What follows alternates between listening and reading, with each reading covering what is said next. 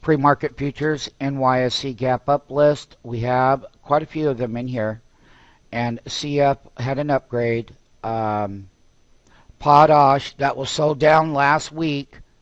And Mosaic, that was sold down last week. That kind of followed that news on CF. They're good ones to look at. They have good trading ranges. Mosaic would be included in there as well. So when we take a look at some of the other ones, NBO, here's that DEO that we cover. The AMN was an $85 purchase target price on this stock. That's why that number is there. As far as potash goes and those stocks are ripe to move higher. One of the things that will show is the gap open down on the NYSE. Got China Telecom, Molly Corp, that MCP, Deutsche Bank is gapping down. Rio is gapping down. So here are some of the gap down lists. Summer rally is in play. How far it goes, no one knows. However, the consolidation at higher levels would tell you and tell me that stocks would be holding their last 5-day gains. Now, on the gap open up list, like I said, you have that AMN here. So let's just watch some of these key names today. You got another ag stock in here, that AGU. Okay? Potash, CF, Mosaic, in the ag sector.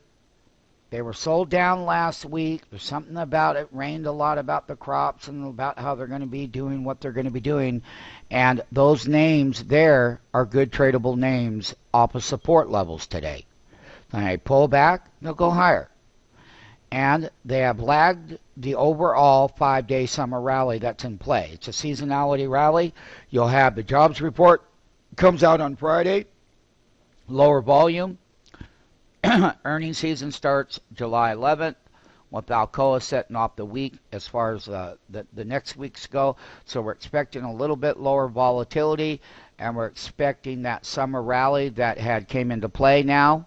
It verified it with 5 up days. That's when you can say that when you get 5 up days, if they're up days for bull or 5 down days for bears, that's when markets start to change major sentiment. And that's what we have going on in this shorter time frame, from extremely short-term oversold to big rallies off the bottom, how they moved. Now we're going to watch how they consolidate their ranges. They'll be range bound, range today when we start getting into them. They'll hit the top, they'll pull back, they'll kind of go up, they'll consolidate, they'll go sideways. There is no bear mode in the market right now, because this is the time of year where rallies in the summer start. It's a seasonality thing, and we got confirmation of it last week when we called the bottom.